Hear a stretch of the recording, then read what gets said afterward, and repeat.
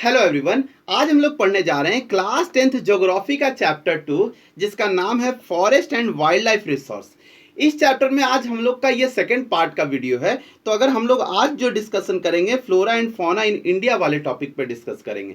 तो चलिए आइए वीडियो को स्टार्ट करते हैं। जो लोग इस चैनल पे नए हैं तो आप लोग जाके बिल्कुल इस चैनल के प्लेलिस्ट पे, इस वीडियो का प्लेलिस्ट पे आप जाके वहां पे वीडियो को सीरियली देख सकते हैं, जिससे कि आपको ये चैप्टर बहुत अच्छे से समझ में आएगा। तो चलिए आइए वीडियो को स्टार्ट करते हैं। देखिए हम लोगों ने सबसे पहले बात कर रखा है किसके बारे में, फॉरेस्ट और वाइल्ड लाइफ रिसोर्स के बारे में, कि किस तरीके से फॉरेस्ट और वाइल्ड लाइफ हमारे लिए इंपॉर्टेंस रखता है। साथ ही उसके थ्रेड्स के बारे में जाना था इससे पहले वाले वीडियो में, और कंजर्वेशन मेथड्स के बारे में जाना था।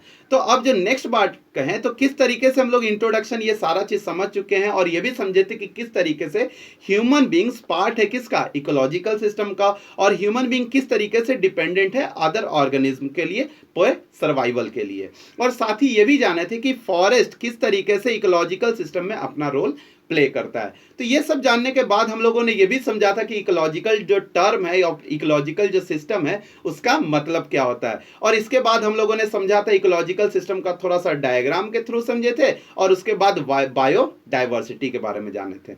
हमने ये बता रखा है कि आपका जो बायोडाइवर्सिटी और बायोलॉजिकल डाइवर्सिटी में कोई वर्ड में डिफरेंस नहीं है, लेकिन अगर मैं यहाँ पे अभी थोड़ा सा बायोलॉजिकल और बायोडाइवर्सिटी के बारे में और थोड़ा डीप कंसाइज वे में और आपके साथ डिस्कस करूंगा।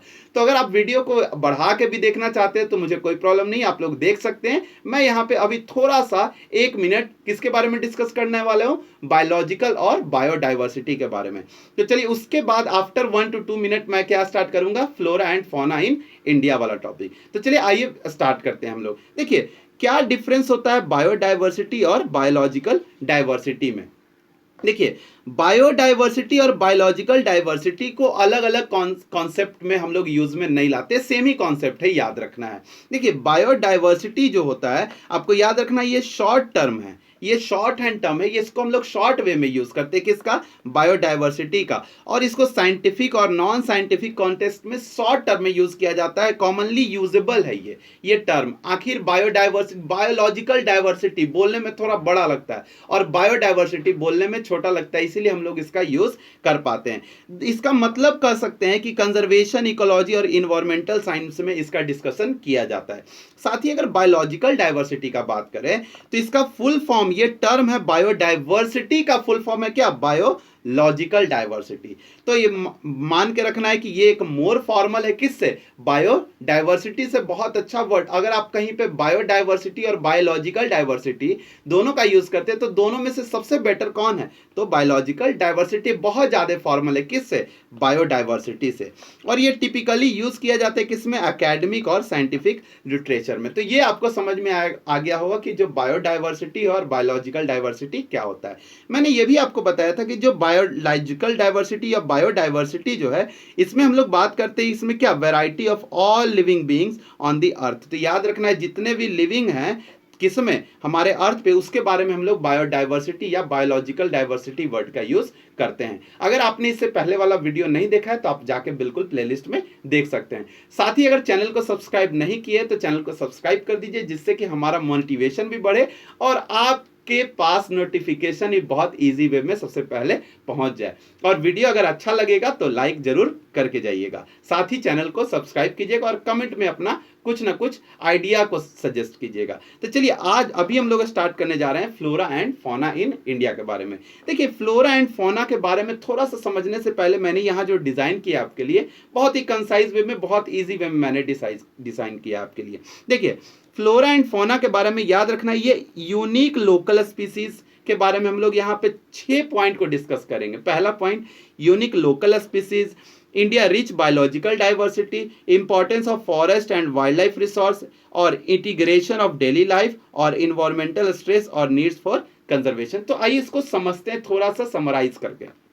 देखिए यूनिक लोकल स्पीसीज क्या है, आपको पता होगा कि डिफरेंट डिफरेंट रीजन्स में डिफरेंट डिफरेंट प्लांट्स और एनिमल्स के स्पीसीज पाए जाते हैं अलग अलग टाइप के, और वो कहीं ना कहीं उस एरिया के लिए यूनिक होते हैं। तो आपको ये बात याद रखना चाहिए कि हर यूनिक एरिया में हर यूनिक टाइप के स्पीसीज मिलते हैं, यानी हर एरिया में अलग अलग टाइप के स्पीसीज मिलते हैं। लोकल बायोडाइवर्सिटी कंट्रीब्यूट करता है ओवरऑल इकोलॉजिकल बैलेंस बनाने में। यानी लोकल का जो आपका जो क्या है बायोडाइवर्सिटी है वो क्या चीज में हेल्प करता है, तो ओवरऑल इकोलॉजिकल बैलेंस बनाने में क्या करता है, हेल्प करता है। आपका लोकल का बायोडाइवर्सिटी, अगर आपका बायोडाइवर्सिटी अच्छा होगा तो इवन कहा जा सकता है कि नॉर्मली इकोलॉजिकल बैलेंस क्या रहेगा, बना रहेगा। दूसरी बात, इंडिया जो है आपको पता होना चाहिए कि रिच बायोलॉजिकल डाइवर्सिटी का एक बहुत कंट्री हम लोग नाम जान सकते हैं इंडिया का। कैसे? इंडिया में बहुत अलग अलग टाइप के स्पीसीज, अलग अलग टाइप का एरियाज मिलता है। जैसे बात करते हैं, India ranks among the richest country in the terms of biodiversity. अगर बायोडाइवर्सिटी के टर्म में देख रहे हैं तो साथ ही there is a many undiscovered species, यहाँ पे इतने ज्यादा ऐसे स्पीसीज है जिसके बारे में हम लोग पता लगा भी नहीं पाए हैं। साथ ही पॉसिबली डबल और ट्रिपल नोन वंस, है ना, ऐसा कह सकते हैं कि जितना हम लोग को पता चला है उसका दुगना या तिगुना स्पीसीज के हैं, लेकिन हम लोग को उसके बारे में पता नहीं है। अगर बात करें importance of forest and wild life resource, तो ये जो आपका ये पॉइंट है आपको बता रहा है कि किस तरीके से फॉरेस्ट और वाइल्ड लाइफ रिसोर्स के हमारे लिए इंपॉर्टेंस है। तो याद रखते हैं, forest and wildlife are crucial for ecological balance. Forest है या वाइल्ड लाइफ है, क्या करता है, बहुत ज्यादा इंपॉर्टेंट है किसके लिए, इकोलॉजिकल बैलेंस बनाने के लिए और ह्यूमन के सर्वाइवल के लिए। तो ये आपको समझ में आ गया होगा। These resources provide essential services, ये रिसोर्स हम लोग को इसेंशियल सर्विसेज प्रोवाइड करता है, जैसे कि क्लीन एयर प्रोवाइड करता है, वाटर प्रोवाइड करता है, फूड और मेडिसिन प्रोवाइड करता है।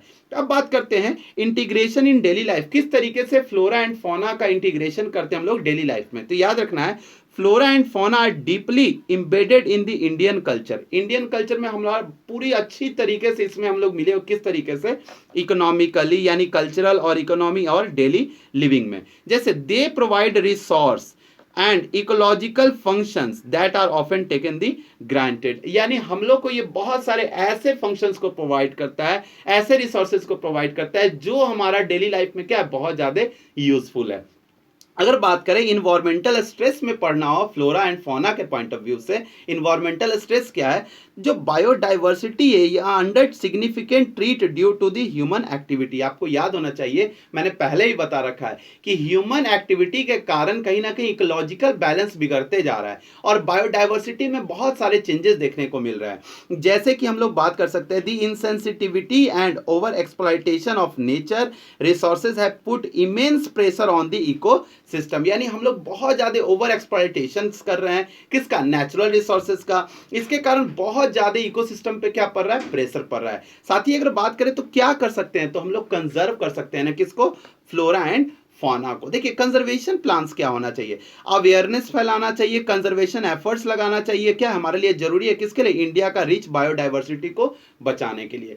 साथ ही बात करें सस्टेनेबल प्रैक्टिसेस अपनाने चाहिए, नीड किस लिए, रिसोर्सेज को, इन्वायरमेंट को जो बचाने के लिए, यानी रिड्यूस करना है क्या, रिसोर्सेज को जो इन्वायरमेंट में मौजूद है। साथ ही reduce environmental stress and ensure the survival of species, और हमारे यहाँ जो स्पीसीज है उनको अच्छे तरीके से सजो के रखा जा सके, उनको बहुत अच्छा इन्वायरमेंट दिया जा सके, उसके लिए हम लोग को क्या करना पड़ेगा, कंजर्वेशन का मेथड अपनाना ही पड़ेगा। तो चलिए आइए नेक्स्ट पॉइंट है, देखिए आपके एनसीईआरटी में दिया हुआ था, find out the story prevalent in your region which are about in the harmonious relationship between the human beings and nature।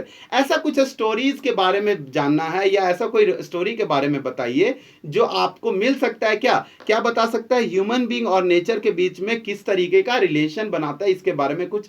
तो हम लोग कुछ ऐसा हम लोग जानते हैं, बहुत सारे ऐसा जानते हैं, लेकिन मैंने यहाँ पे 3-4 का एग्जाम्पल लिया है। नॉर्मली एक का एग्जाम्पल, अगर आप बिहार से हैं तो आपको ये बहुत अच्छा पता भी होगा, अगर आप कहीं ना कहीं इंडिया के अलग अलग पार्ट में कहीं है तो आपको तब भी ये पता होगा कि इंडिया में का जो बिहार वाला एरिया है, यहाँ पे छठ पूजा बहुत बड़े पैमाने पे किया जाता है। तो यहाँ पे जो छठ पूजा का महत्व है वो आप लोग बिहारियों से पूछ सकते हैं, जैसे कि हम और कोई और हमारे दोस्त लोग या हमारे आस पड़ोस के लोग या बिहार के रहने वाले लोग, तो उनसे आप पूछ सकते हैं कि छठ पूजा का महत्व कितना है। लेकिन हम लोग नेचर के पॉइंट ऑफ व्यू से और ह्यूमन बीइंग के पॉइंट ऑफ व्यू से छठ पूजा के बारे में थोड़ा सा जानते हैं।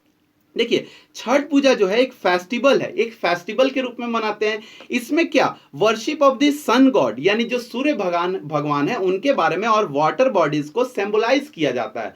यानी कहीं ना कहीं आप लोग देखे होंगे छठ पूजा जो होता है नदी या तालाबों वगैरह में किया जाता है। और किनके लिए पूजा किया जाता है, एक भगवान है जिनका नाम है सूर्य देव, उनके लिए ये पूजा की जाती है। अगर बात करें symbolise the gratitude towards the nature, ये क्या दर्शाता है, नेचर के तरफ हमारा ग्रेटिट्यूड दर्शाता है।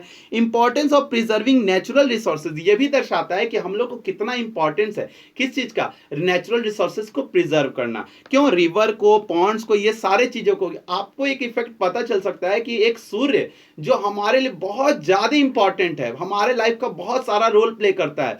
अगर प्लांट फोटोसिंथेसिस नहीं करेंगे तो हम लोग कहीं ना कहीं सर्वाइव नहीं कर पाएंगे, हम लोग को एयर नहीं मिलेगा, फूड नहीं मिलेगा, तो बहुत सारे चीज ना मिलकर हम लोग खत्म हो जाएंगे।